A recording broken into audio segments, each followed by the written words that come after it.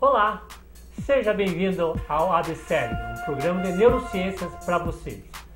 Esse é um programa especial dedicado às neurociências na educação inclusiva. E hoje eu tenho um grande prazer, uma honra de ter conosco aqui a professora Orli Zucato, que é professora da Faculdade de Educação, porém já com uma carreira bem longa, né, nessa área de educação. Até vou pedir para a professora Orli contar um pouquinho a carreira dela, para que você possa apreciar, digamos, a magnitude e a experiência com quem nós estamos conversando hoje.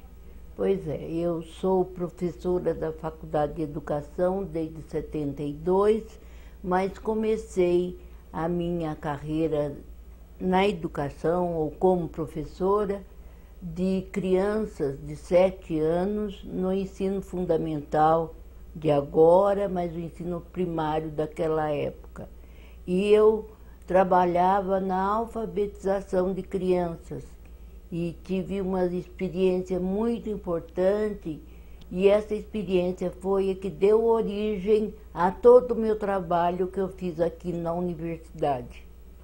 Professora Orli, essa experiência então com crianças na alfabetização, mas teve algum fato em particular que fez com que você despertasse seu interesse, digamos, pelas neurociências? Sei que você coordena um grupo de pesquisa muito importante na Unicamp, a Psicogênese, mas como que se deu isso assim? Foi alguma coisa que geralmente tem um ponto zero, né? Tem um ponto zero, porque eu trabalho no nosso laboratório de psicologia genética também, a gente trabalha atendendo crianças com dificuldades de aprendizagem.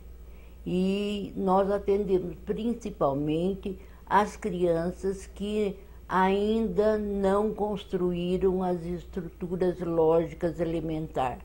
É um tipo de pensamento que caracteriza a criança que deveria ter a partir de 7, 8 anos de idade.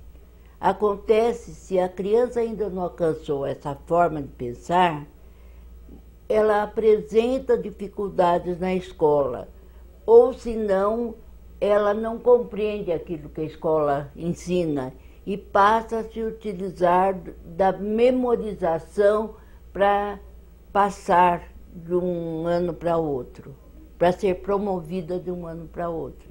Então, essas estruturas de pensamento são essenciais para a criança poder progredir no sentido da aprendizagem.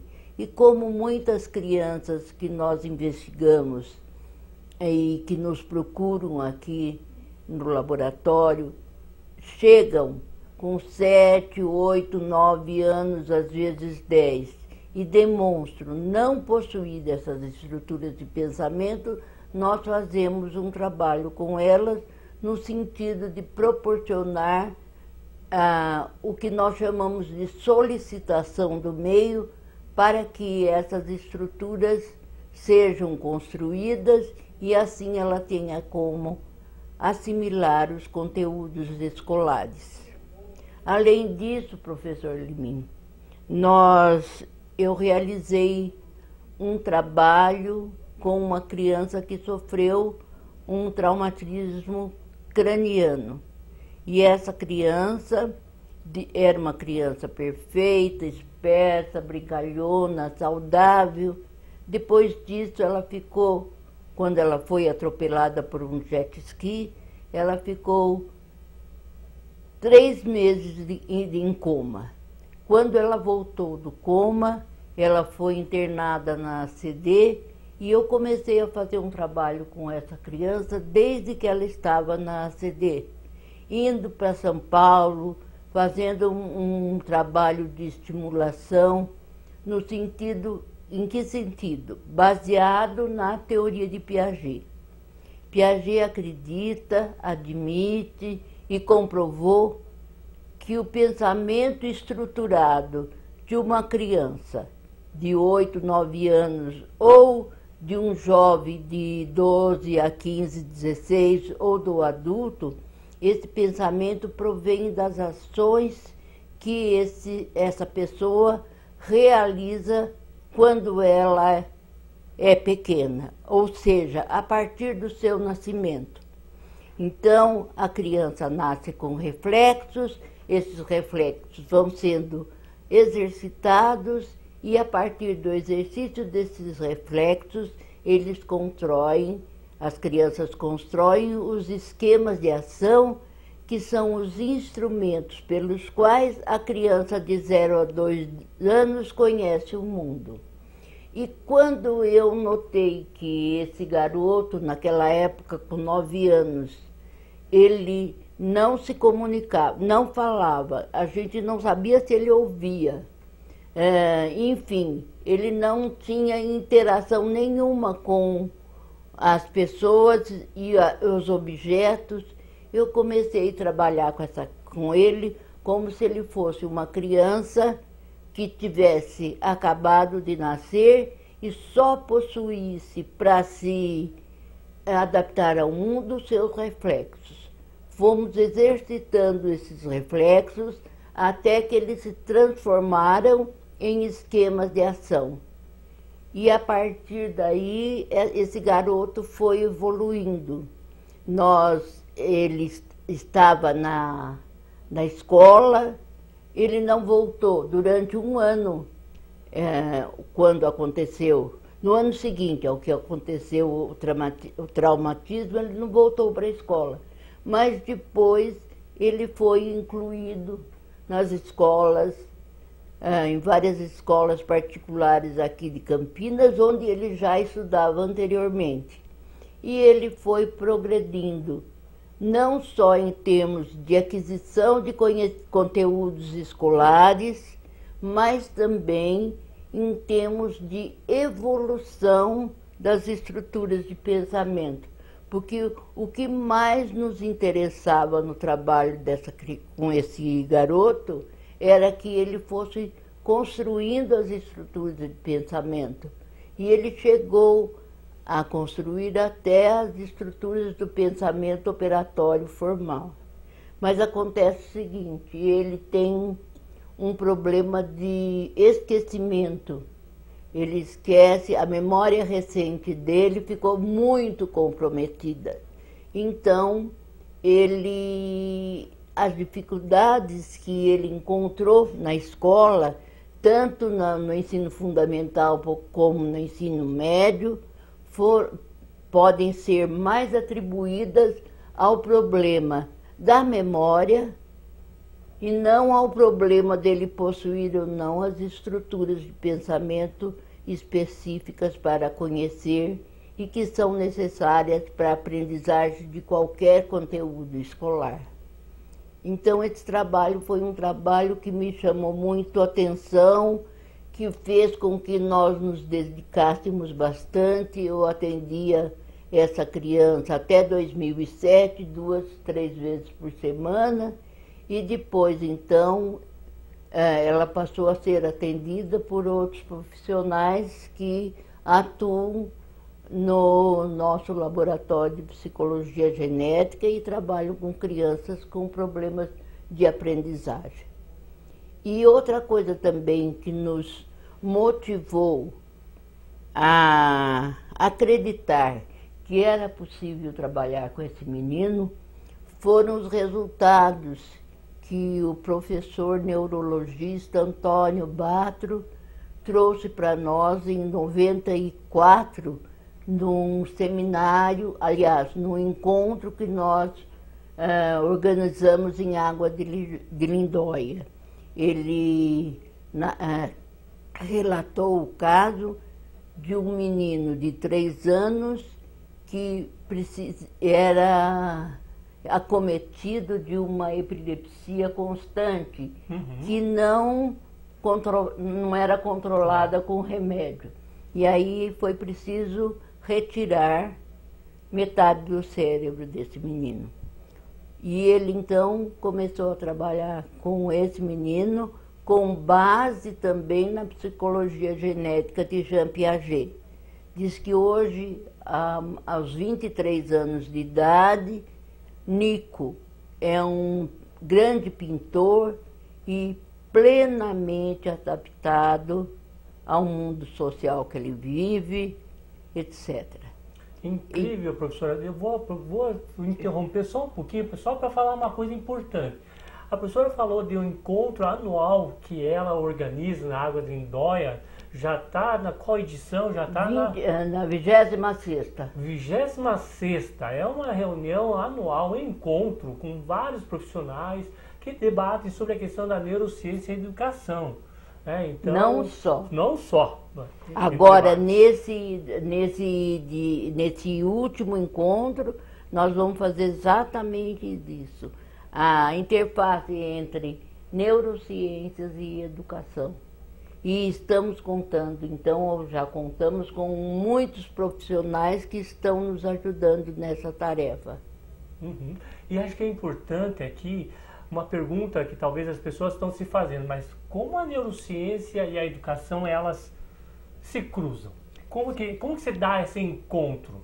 Eu acho que elas se cruzam na medida em que a neurociência oferece subsídios que explicam as questões de memória, as questões de atenção, as questões de aprendizagem, que principalmente com crianças que precisam ser incluídas na escola, né? Principalmente com essas crianças, isso é muito importante para os educadores, para eles saberem que é possível trabalhar com essas crianças e que elas podem progredir desde que a gente trabalhe na direção certa, né, professor? Não, eu também vejo assim agora para os meus colegas da neurociência, os neurologistas, porque também o caminho ao contrário é muito importante, porque o que a professora acaba de relatar de um trabalho intenso, de que realmente conseguir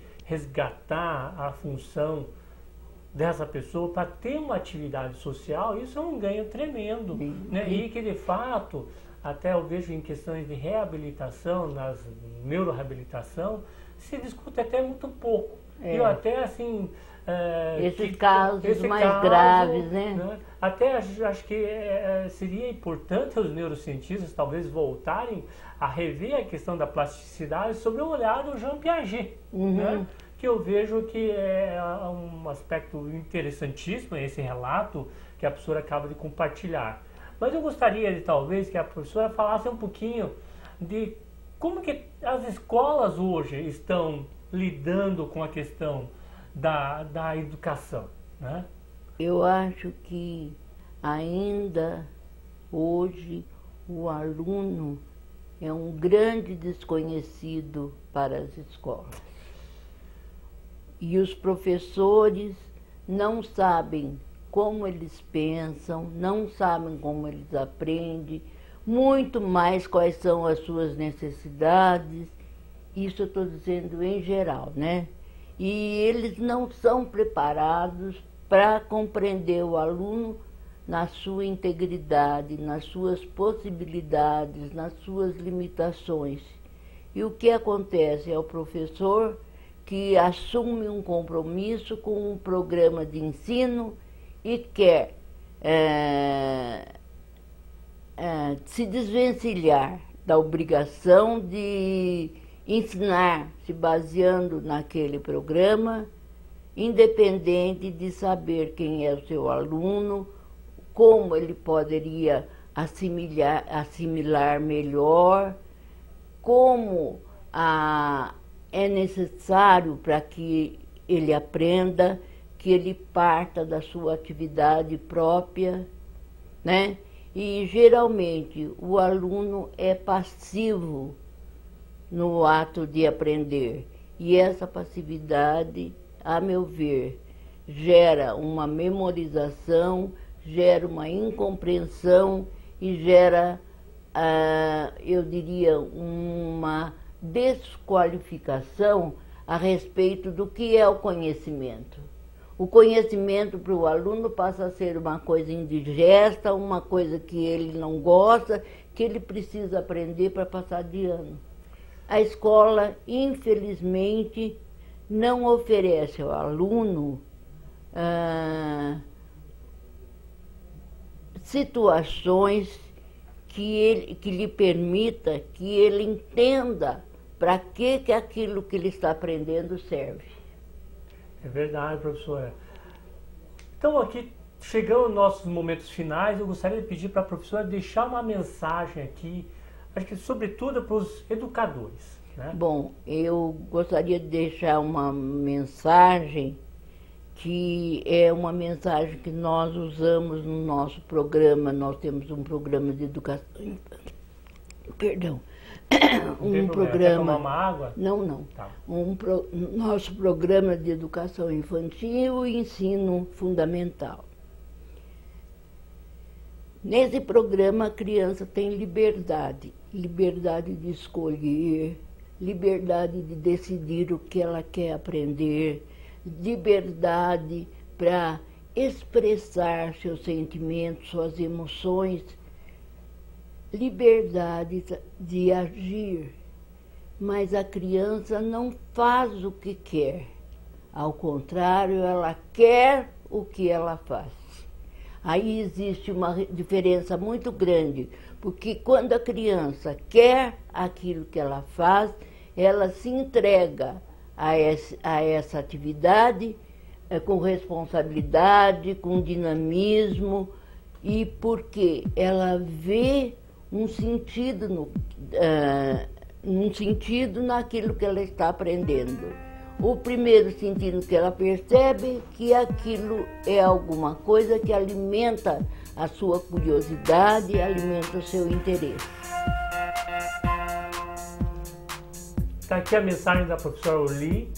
Acho que nós tivemos um momento reflexivo importante e certamente acho que vai estar bastante incomodado com a situação atual. E, por favor, mantenha-se sintonizado no nosso programa, que teremos outras vistas sobre a questão da educação. Professora Orly, muito obrigado pela sua presença. Eu agradeço você, professor, o convite e a oportunidade de falar um pouquinho sobre essas coisas que nos preocupam tanto. Obrigado.